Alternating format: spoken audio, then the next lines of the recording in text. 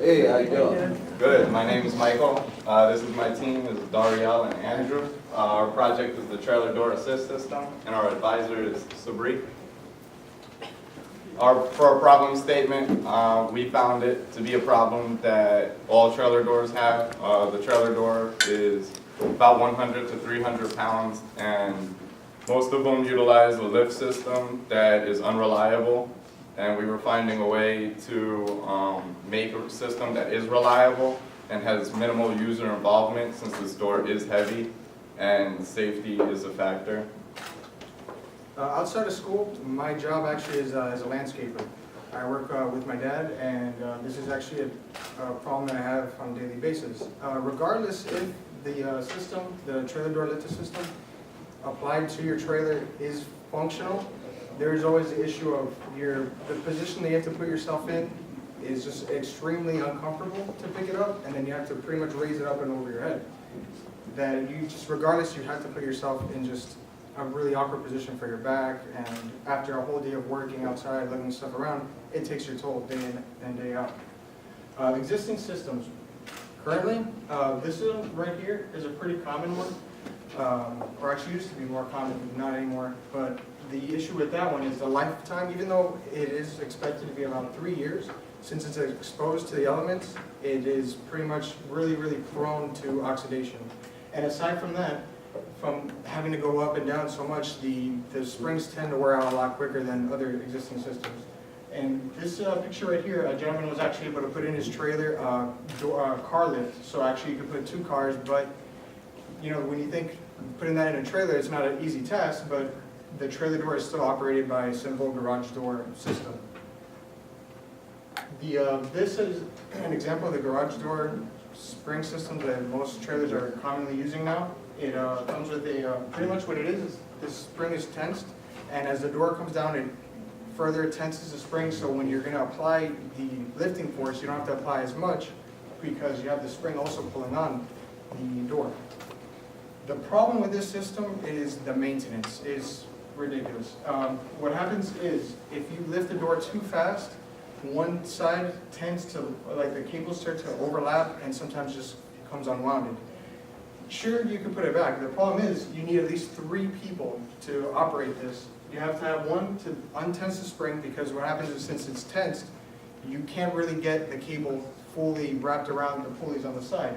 So then, once you actually manage to put one side, what happens is the other side tends to also start to unravel, so then now you have to pretty much do the whole thing again. And if it isn't also tensed enough, you pretty much did all that work for nothing, because you still have to now bend down, pick up a 300-pound door, and close it properly. So our first consideration in our design is power. We needed to know where it was coming from. Then we could start thinking about what we can do with it. So our first thought was the automobile battery. In order to get to the automobile battery, we need to utilize this common 4-way connector. Half of it is located on the truck when you buy it. Half of it is on the trailer when you buy it. And once you hook your trailer up, you need to connect both of them in order for the entire lighting system and safety system for your trailer to operate. We found that this modification was going to be just a little bit too invasive. In order for us to grab power from the battery, we would need to add another 5th connector to it, which would then change the truck's wiring system.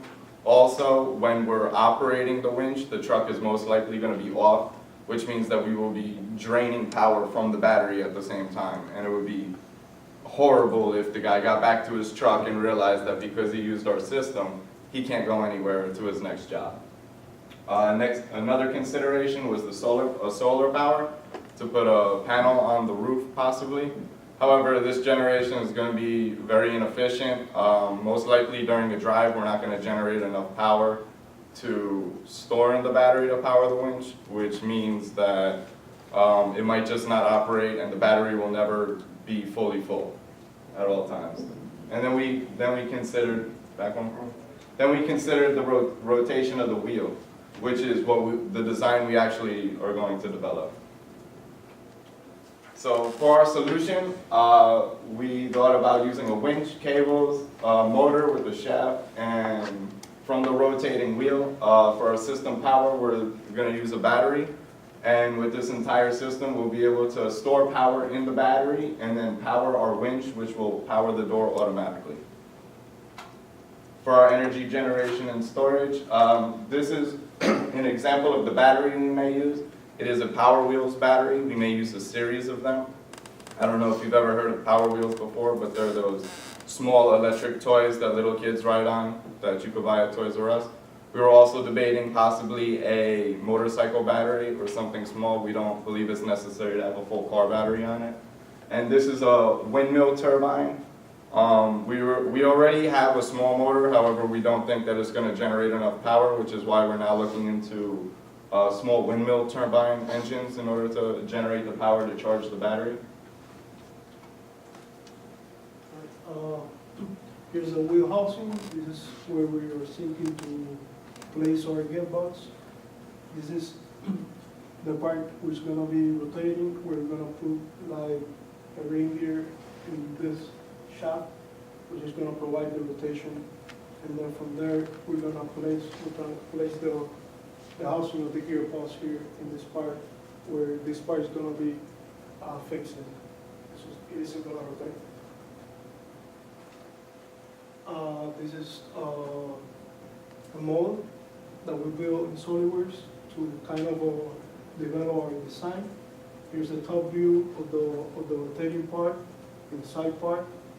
Here's we're going to place the housing of the gearbox, and here's the assembly of the whole part. So this is the layout of how we're going to place the gearbox connected to the board to generate the power. This is kind of the gear that we're using to place on the shaft, which is going to be rotating. We're trying to get speed, so we're using the ratio from big to small. Actually, we're going from 4 to 1 and then 4 to 1 to have an output of 1 to 8, the initial speed that we have. This is the idea of how we're going to place the gearbox inside the part.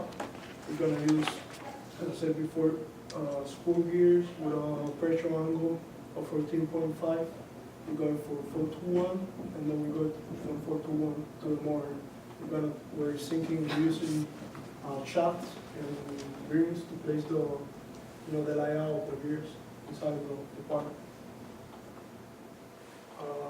This is hopefully this kind of a torture that we're going to have. We're going to use bolts to place the housing, where the shaft are going to be inside of that part, connecting the gears. This is the part that we're going to use for the whole design. We're considering using helicopter gears, because they're better for noise, they're noise reduction, and they're good for heavy loading at high speed. And this is just a little short video of pretty much the assembly of the drawings that we have to now, with the hub and the brakes, and which this is pretty much the plate of the brake. The benefit of our design is that we can apply it to one wheel. Pretty much all 4 wheels of our trailer utilize the same setup, so it's just really just adjusting it for the other side of the trailer, since both brakes aren't really arranged in the same fashion. And also, in general, most trailers utilize that exact same brake system, so it's not just bound to the purposes that we have intended in landscaping, but for hauling construction equipment to our site, where pretty much you need to slow down your trailer. You can't just brake and then expect the trailer to start suddenly not, stopping.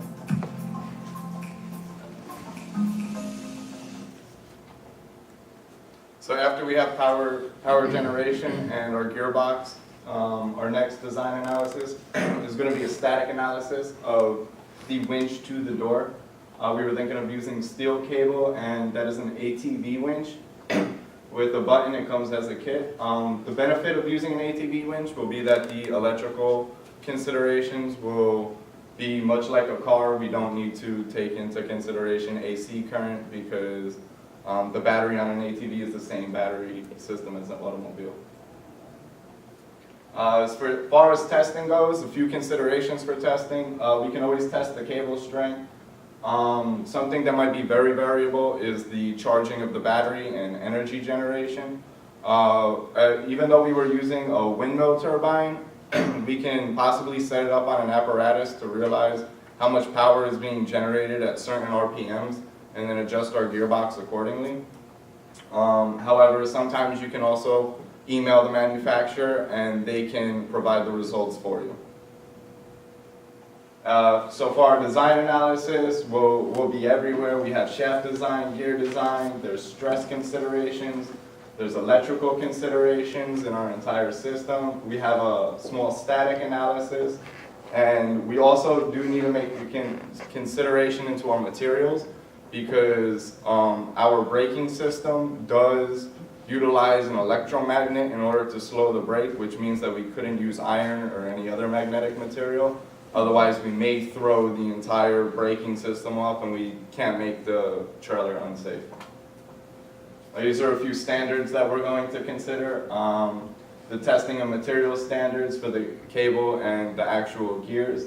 As far as the National Highway Traffic Safety Administration goes, we need to make sure that our modifications to the trailer are okay and we're not modifying the brake system and making the trailer unsafe. And for our gear, American Gear Manufacturers Association, we'll be using the tooth thickness specification, gear materials, heat treatment and process, and the helical gearing standard. So for global impact and safety, we are modifying a trailer that is used all over the world. This design can be implemented to any single trailer in use. We are making it safe. We are reducing repair costs. We are reducing workload. It's more efficient, and there's no waste to it. It's a no waste solution. We were possibly thinking about introducing this into the trailer industry as a kit in order for them to option it when somebody goes and buys a trailer. And for our future design and considerations, we're currently looking into maybe coordinating something with SAE and possibly modifying their trailer, or maybe even asking them to get funded.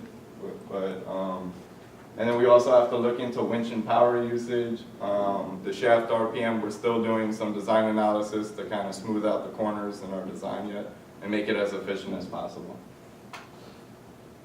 Any questions? Thank you.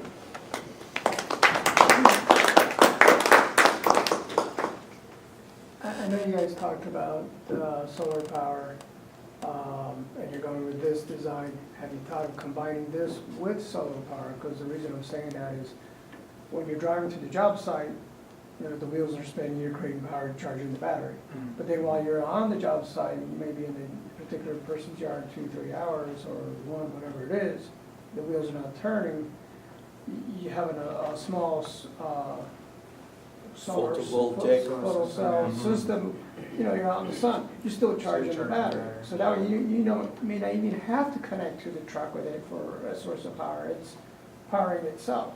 Mm-hmm. So have you guys thought about that? We may figure that out during testing. During testing, we're going to probably know how many times we can open and close that trailer door with the certain battery we have. Right. Instead of maybe implementing a solar panel, which I see what you're saying, we can generate energy even when it's not moving. Mm-hmm. We could also maybe add a second battery to store enough so that it can open and close twice the amount of times. Right. Because you also got to remember, every time you open and close that door, you're using the power from the battery. Yeah. So. Yeah, we don't. That's a good suggestion. We need to make sure that we design so that the user doesn't get stuck halfway up and has to push it the rest of the way. Right.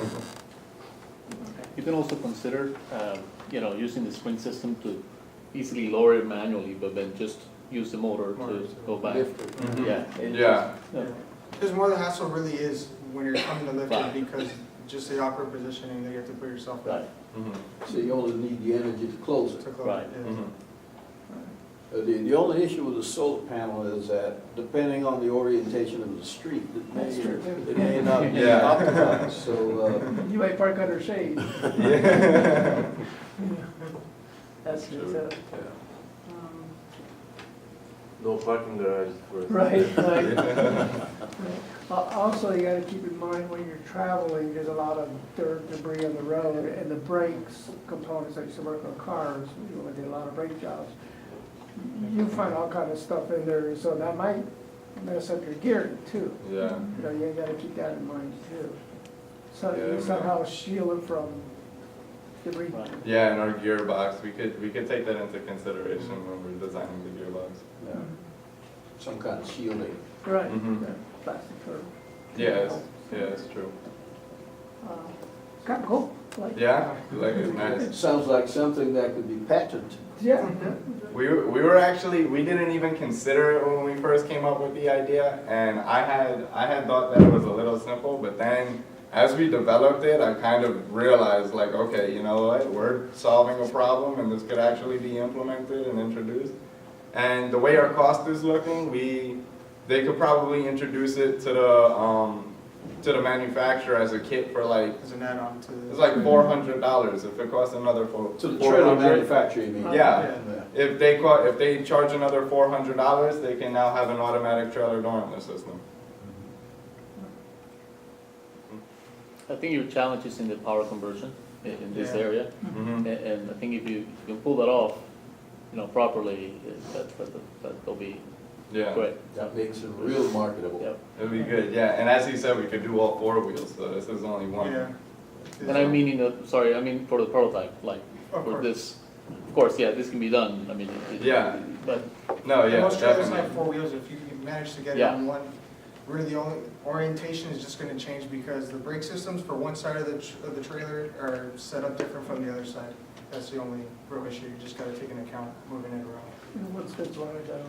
Yeah, it's because of the brakes, because, well, to stop the wheel, since the wheel will be going like this, you'll pretty much, it'll be oriented this way, the brake, the electromagnet will be engaged, will wedge up against the bottom of the hub, and that rotation is gonna pretty much wedge it this way, so it'll wedge, and all the springs will kind of come close to slowly start bringing the trailer also at a deep, so accelerating speed. Okay. Thank you. All right, All right. thank you.